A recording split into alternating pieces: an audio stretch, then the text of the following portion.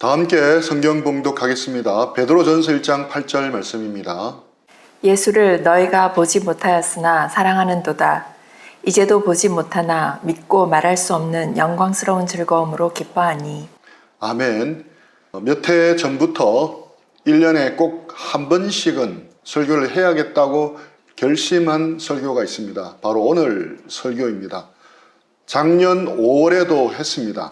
작년 5월에는 경건한 어른을 그리워하며 라는 제목으로 말씀을 나누었고, 올해는 우리가 경건한 어른이 됩시다 라는 제목으로 말씀을 나누겠습니다. What, Why, How 순으로 말씀을 나누도록 하겠습니다. What, 경건한 어른은 어떤 분을 말하는가? Why, 경건한 어른이 왜 중요한가? How, 경건한 어른으로 성숙하려면 어떻게 해야 하는가? 이런 순으로 오늘 말씀을 나누겠습니다. 먼저는 what입니다. 경건한 어른은 어떤 분을 말하겠습니까?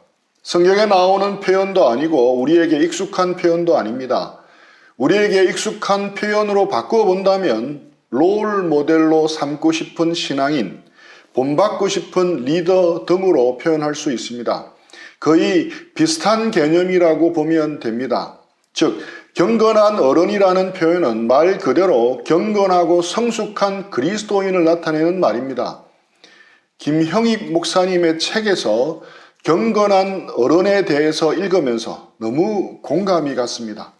유레카 하고 외치면서 목욕탕에서 뛰어나오지는 않았지만 그래, 바로 이거다라는 생각이 들면서 책상을 내리칠 정도였습니다. 경건한 어른, 내가 이런 사람이 되고 이런 사람을 길러내는 것이 진정한 제자 훈련이구나. 진정한 일꾼 재생산이구나. 마음속 깊은 곳에서부터 너무 공감이 갔습니다. 제자 삼고 일꾼 재생산에 집중하는 선교단체에서 38년간을 배우고 따르면서 제자 훈련, 일꾼 재생산의 사역에서 개념적으로 좀 아쉽다는 생각을 늘 해오고 있었습니다. 마치 33큐브를 돌려서 색깔별로 다 맞추었는데 두세 개가 아무리 돌려도 맞추어지지 않는 느낌이었습니다. 그런데 그 중에 하나가 풀린 듯한 느낌이었습니다.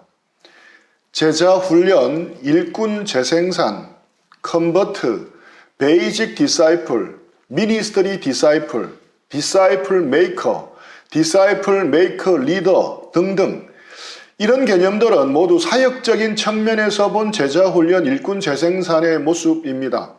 우리 형제자매들은 아직 이런 내용을 잘 모를 겁니다. 앞으로 배우게 될 내용들이고 중요한 개념들과 원리이며 소중한 유산이고 자산입니다. 하지만 전인적인 관점에서 볼 때, 전생애적인 관점에서 볼 때 그 개념만으로 우리의 신앙의 모습을 다 담아내기 힘들다는 생각을 해왔습니다. 그러다가 김형익 목사님의 경건한 어른이라는 글을 읽으면서 무릎을 치게 되었던 것입니다. 한 교회나 한 선교단체를 이끄는 목사님이나 간사님들, 장로님들, 권사님들은 대개는 경건한 어른들이었지만 그렇지 않은 경우도 의외로 참 많다는 것에 놀라기도 하고 충격을 받은 적도 있습니다. 겉으로 보기에, 멀리서 보기에는 참 훌륭한 분들이지만 가까이 곁에 가서 실상을 알 때는 실망할 때도 많았습니다. 그래서 가까이서 함께하는 사람들에게 존경받는다면 진짜 존경할 분이라 생각하게 되었습니다. 함께 사역하는 간사들에게, 부교역자들에게 존경받는 대표간사나 목사는 정말 존경할 분입니다. 물론 성도들에게 존경을 받는다는 것도 쉽지 않습니다.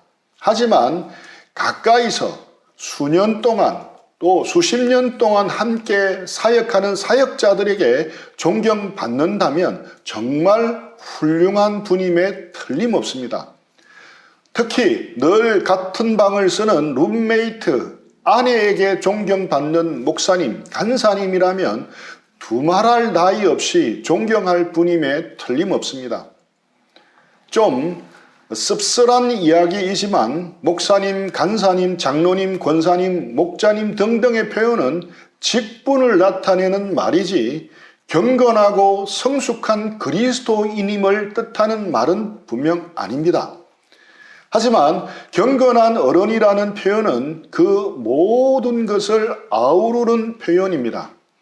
김형익 목사님은 경건한 어른이란 어떤 존재인지에 대해 다음과 같이 말합니다. 내가 말하는 어른은 목사나 장로 같은 직분을 말하는 것이 아니고 나이가 지긋한 분을 말하는 것도 아니다. 즉, 경건한 어른은 직분을 받은 사람만을 의미하지 않는다는 말입니다. 또 어른이라고 하면 나이가 지긋한 분만 말하는 것도 아니라는 것입니다. 29살의 요절한 데이비드 브레이너드 선교사는 지금도 경건하고 성숙한 그리스도인으로 많은 사람의 존경을 받고 있습니다. 그렇게 보면 여기에 있는 우리 형제 자매들도 경건한 어른이 다 될 수 있다는 겁니다. 내가 말하는 경건한 어른은 교회의 많은 성도들이 그가 가진 재능이나 업적이 아니라 그의 경건한 영향력을 인정하기 때문에 뭇 어른으로 바라볼 수 있는 사람이다. 그러면서 구체적인 예를 들어 나열합니다.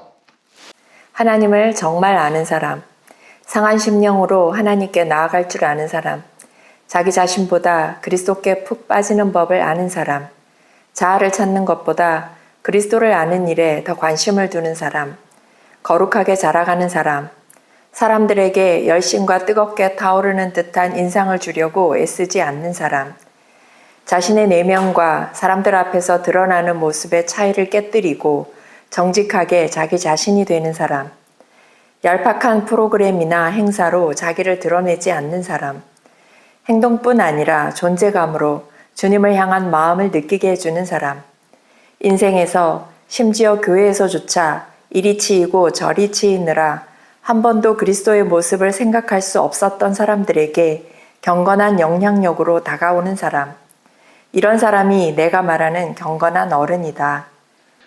너무 멋지지 않습니까? 이루어낸 사역의 10배로만 말하는 것이 결코 아닙니다. 전임 사역자들에게만 해당되는 것도 결코 아닙니다. 주님을 닮은 인격이 배어나오는 사람, 주님의 향기가 뿜어나오는 사람이 바로 경건한 어른입니다. 이런 사람이 되고 싶지 않습니까? 여러분은 경건한 어른입니까? 아직 아닙니까? 이런 사람이 되지는 못해도 이런 분이 여러분 주변에 있습니까? 그것만으로도 여러분은 대단한 복을 받았습니다. 인생을 살면서 어려운 난간에 부딪혔을 때, 신앙적인 고민이 있을 때 찾아갈 수 있는 분들이 바로 이런 분들입니다. 저나 여러분 모두 장차 이런 사람들로 다 성장하고 성숙하기를 축복합니다. 지금 제 주변에는 이런 분들이 몇 분 계십니다. 지금 살아계신 분들의 이름을 언급하는 것은 좀 조심스러운 면이 있어서 제외한다면 제가 이 말씀을 준비하면서 떠오른 얼굴이 한 분 계십니다. 바로 부산 ENM에서 직장인 사역을 감당하셨던 김동평 형제님입니다. 그분은 평생 직장인으로 직장 사역을 감당하셨습니다. 이미 소천하셨지만 여전히 형제자매들 마음속에 남아 계신 경건한 어른입니다.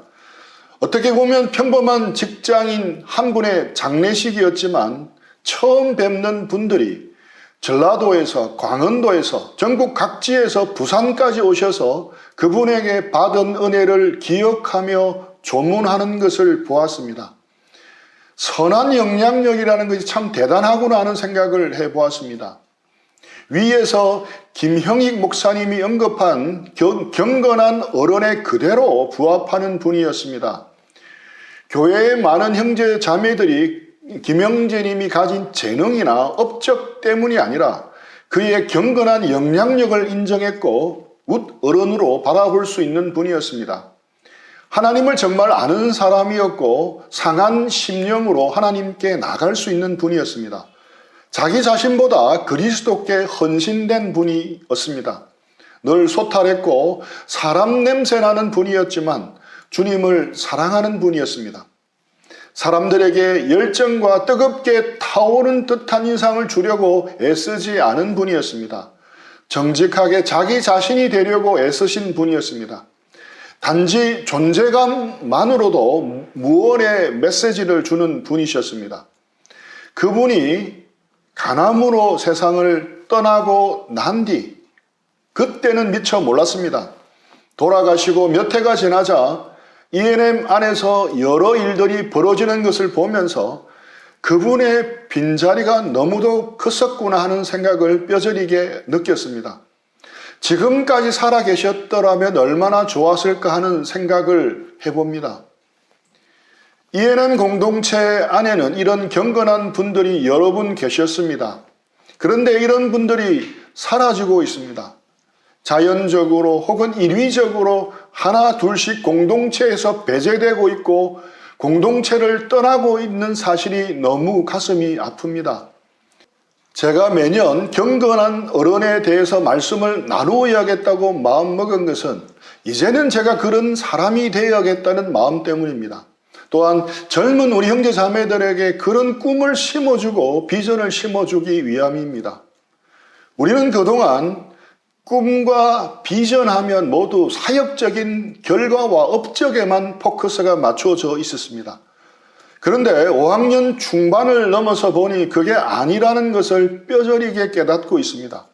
진짜 우리가 주 안에서 꾸어야 할 꿈은 예수님입니다. 우리가 품어야 할 비전은 예수님입니다. 베드로전서 1장 8절입니다.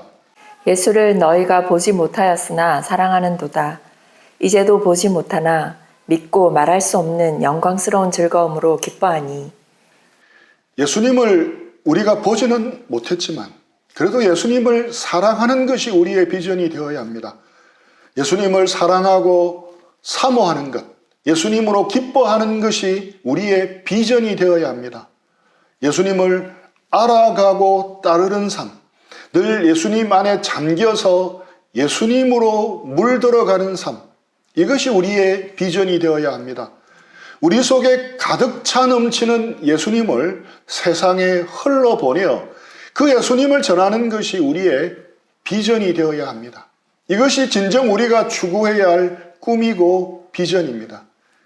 이것은 우리가 전임 사역자로 살든 선교사로 살든 아니면 일반 직장인으로 살든 가정주부로 살든 그것과 상관없이 추구해야 할 꿈과 비전입니다. 지금은 저처럼 캠퍼스 간사로 헌신해서 살고자 하는 사람을 거의 찾아보기 힘듭니다. 누가 이 고생스러운 길을 가겠습니까? 저는 여러분 가운데서 헌신해서 아무도 가지 않으려는 캠퍼스 간사와 사역자의 길을 가는 사람도 나왔으면 합니다. 여러분 가운데서 목사나 사모도 나왔으면 합니다.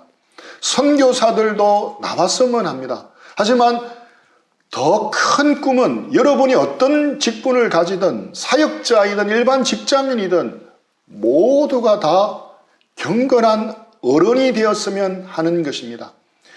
어떤 모양으로 주님을 따르고 섬기든 더 중요한 것은 바로 우리의 꿈이 예수님을 더 알아가고 더 닮아가는 것이 되어야 합니다. 경건한 어른으로 성숙해 나가는 것이 우리의 꿈이 되어야 합니다. 교회의 진정한 필요는 경건한 어른입니다. 경건한 어른들과 그분의 본을 보고 배우고 따르는 제자들로 구성된 공동체, 경건한 어른이 있고 그 어른들을 존경하고 신뢰하며 함께 하는 사람들이 있는 곳, 이것이 우리 수원팀이 추구하고 꿈꾸어야 할 행복한 제자 공동체의 모습입니다. 저도 이런 경건한 어른이 되는 꿈이 있습니다. 그리고 그런 경건한 어른들을 길러내는 꿈도 있습니다.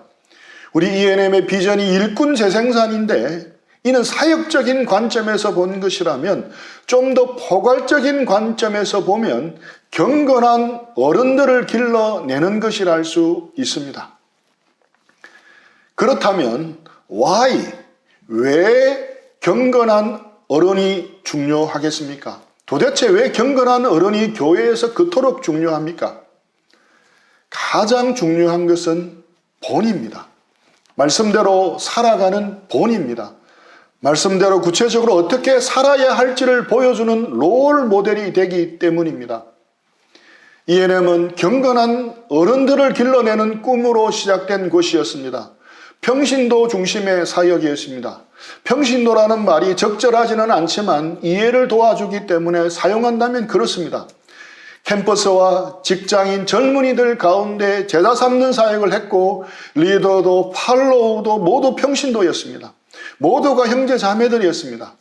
하지만 경건한 어른들이 있었고 그 어른들의 영향력 아래서 존경하고 따르며 배우고 함께 주님을 섬겼던 형제 자매들로 이루어진 공동체였습니다. 그런 경건한 어른이 있는 공동체는 대단한 파워를 가집니다.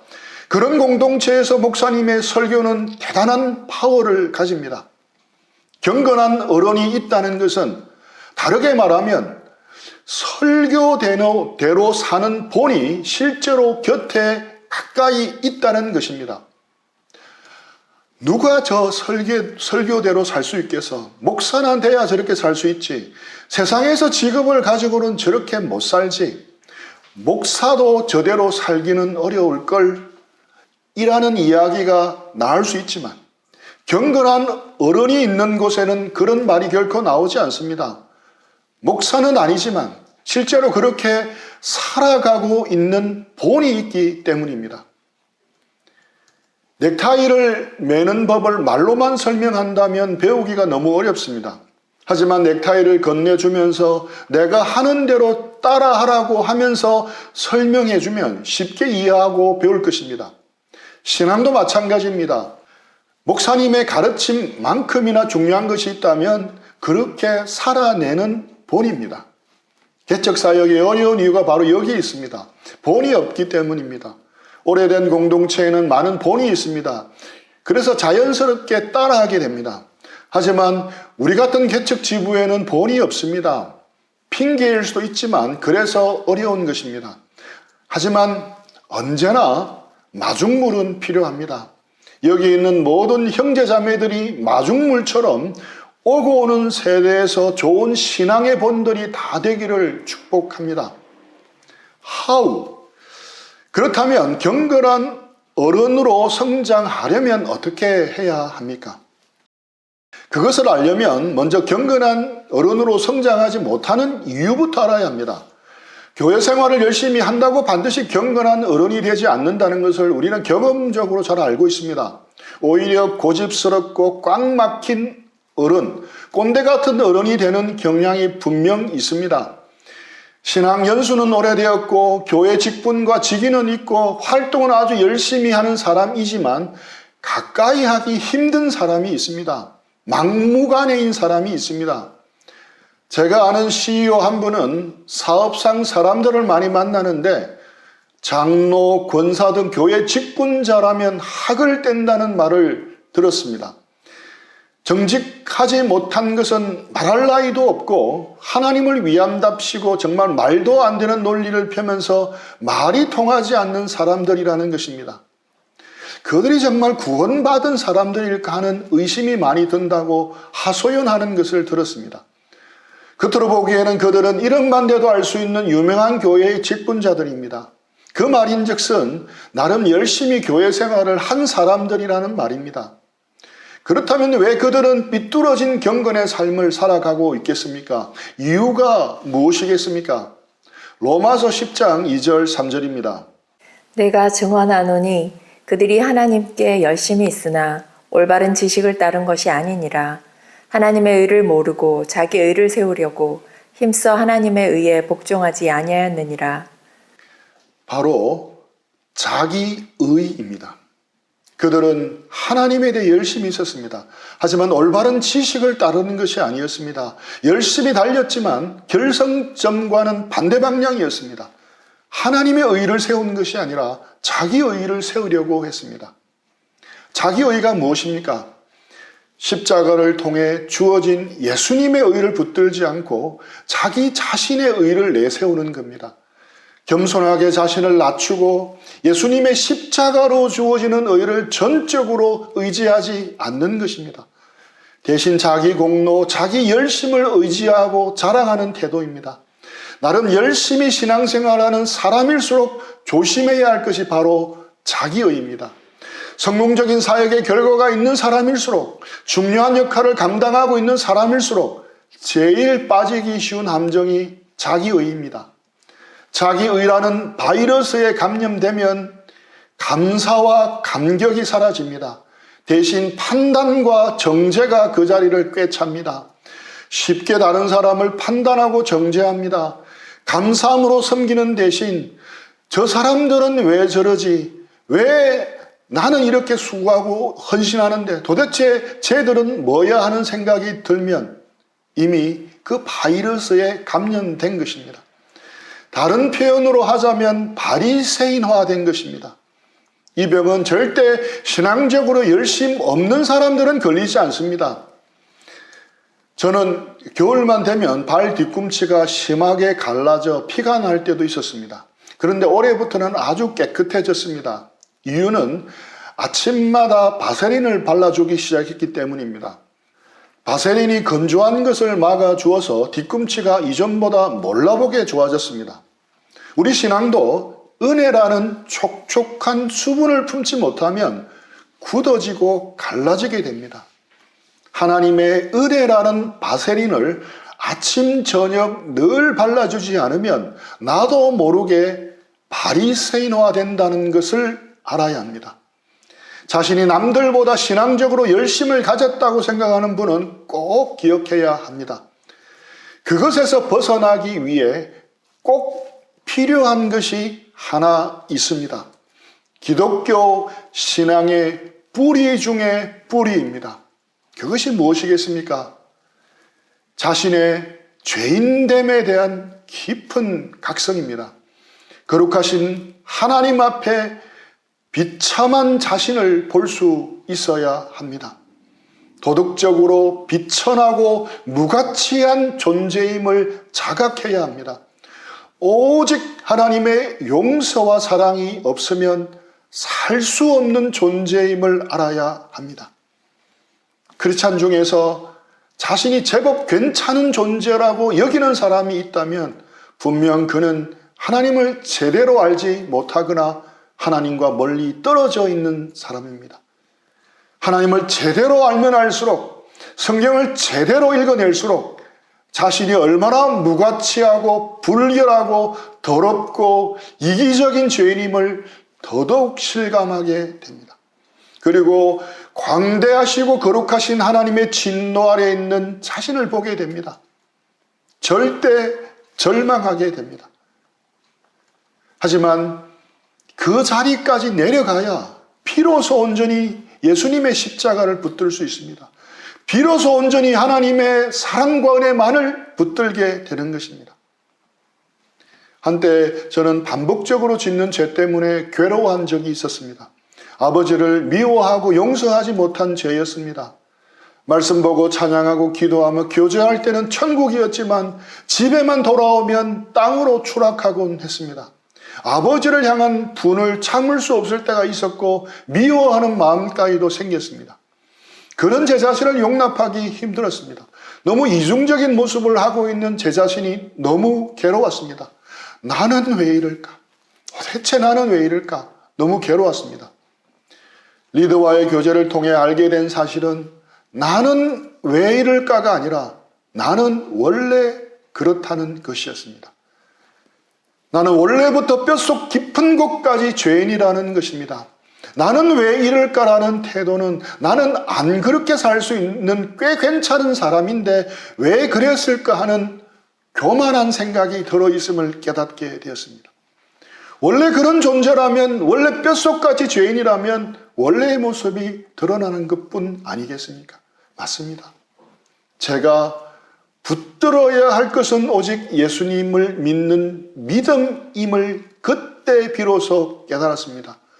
나는 왜 이럴까가 아니고 왜 이런 죄인된 나까지 사랑해 주신 하나님 감사합니다라는 반응이었습니다. 이처럼 내가 죄인임을 깊이 깨달아야 자기의에 빠지지 않습니다. 감사와 감격 가운데 겸손하게 주님과 사람들을 섬길 수 있습니다.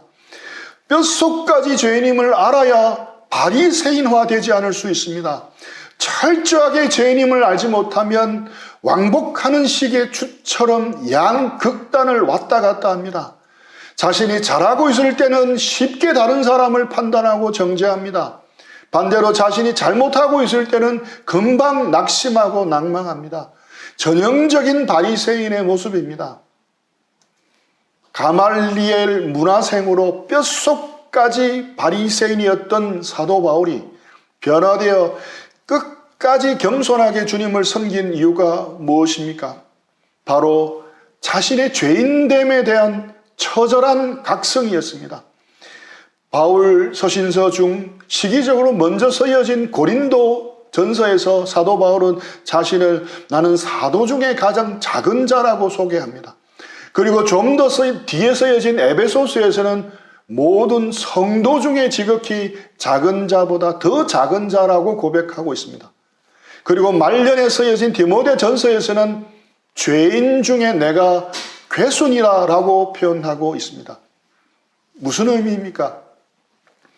신앙이 성숙할수록 하나님을 더 알게 됩니다. 하나님을 알면 알수록 거룩하신 하나님 앞에 나가면 나갈수록 자신의 죄인됨이 더더욱 드러나게 됩니다. 그러니 신앙이 성숙할수록 자신의 죄인됨에 대한 더 깊은 성찰이 있게 되는 것입니다. 사도 바울이 그랬던 것입니다. 로마서 7장 24절입니다. 오호라 나는 공고한 사람이로다. 이 사망의 몸에서 누가 나를 건져내랴. 그는 죽을 수밖에 없는 공고한 죄인, 가망 없는 죄인임을 절실하게 깨달았던 것입니다. 그래서 그는 바리새인화 되지 않을 수 있었습니다. 평생 힘을 다해 수고해놓고 자기 의에 빠지지 않을 수 있었습니다. 이처럼 우리가 바리새인화 되지 않고 경건한 어른으로 우리 모두가 성숙하려면 무엇이 필요합니까? 바로 자신의 죄인됨에 대한 깊은 각성이 있어야 합니다. 그것이 있어야 비로소 하나님과 사람 앞에서 겸손할 수 있습니다. 예수님의 십자가만 붙들고 예수님만 자랑하게 됩니다. 올바른 태도로 사람들을 섬길 수 있습니다. 꼰대로 빠지지 않고 바리새인화 되지도 않고 겸손하고 경건한 어른으로 성숙하게 되는 겁니다. 또한 자신의 죄인됨을 알 뿐만 아니라 사람들의 죄인됨에 대해서도 알아야 합니다. 나태주 시인은 말합니다. 자세히 보아야 예쁘다. 오래 보아야 사랑스럽다. 너도 그렇다.